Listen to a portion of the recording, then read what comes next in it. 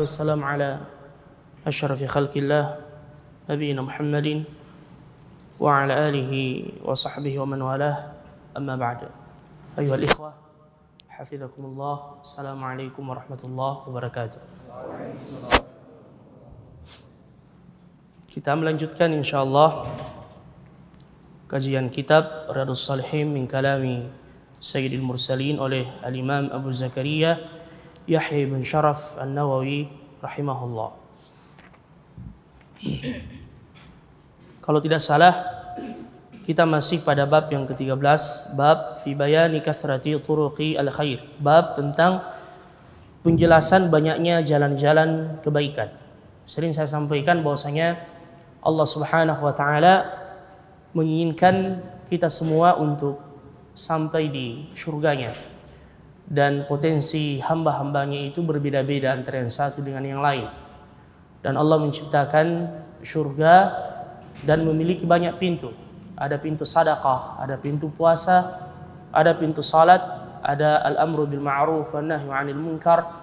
Wa kullu muyassarun lima khuliqa lahu, dan Allah memudahkan bagi setiap hambanya dari amalan kebajikan tersebut untuk bisa memasuki surganya insyaallah. Jadi ada yang diberi kecenderungan untuk memperbanyak puasa, dengannya ia akan masuk dari pintu Ar-Rayyan. Ada yang diberi kelebihan oleh Allah dengan hartanya, dia bisa masuk surga lewat pintu sedekah. Ada yang diberi kelebihan oleh Allah untuk memperbanyak salat, di samping salat wajib yang dia jaga, dia memperbanyak ibadah-ibadah nafilah. Dari pintu salat ia memasuki surganya Allah Subhanahu wa taala. Dan ada juga di antara manusia diberikan taufik oleh Allah untuk dipanggil dari setiap pintu. Sebagaimana ketika Nabi menyampaikan hal tersebut di hadapan para sahabat, maka Abu Bakr As-Siddiq kemudian bertanya, "Ya Rasulullah, adakah di antara manusia yang dipanggil dari setiap pintu?" Nabi kemudian mengatakan, "Na'am, dan saya berharap engkau salah satu di antaranya, wahai Abu Bakar." Oleh karenanya, ya ikhwal karim, ini adalah merupakan rahmat dari Allah Subhanahu wa taala yang menginginkan kita semua untuk sampai di surganya.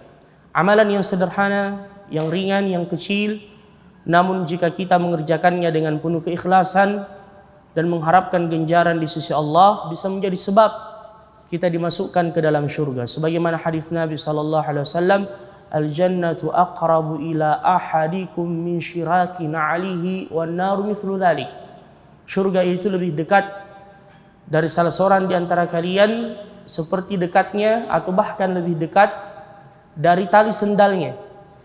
Namun kata Rasulullah, "Wan naru mithlu dzalik." Neraka juga demikian.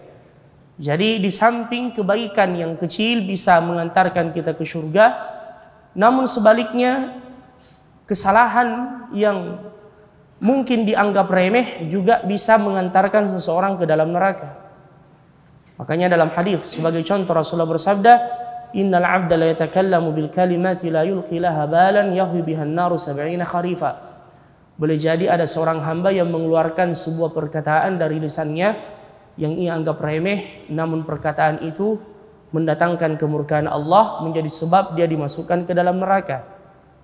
Contoh misalnya al-istihza' bid-din, mempermain-mainkan agama, atau menjadikan sesuatu yang datangnya dari Al-Quran dan Sunnah sebagai bahan olok-olok. Ya, biasa ada acara-acara komedian atau stand up komedi, dia menjadikan agama sebagai bahan olok-olokan. Ini berbahaya. Ini berbahaya, bisa menjadi salah satu di antara sebab pembatal keislaman sebagaimana yang Allah sebutkan di dalam Al-Quran.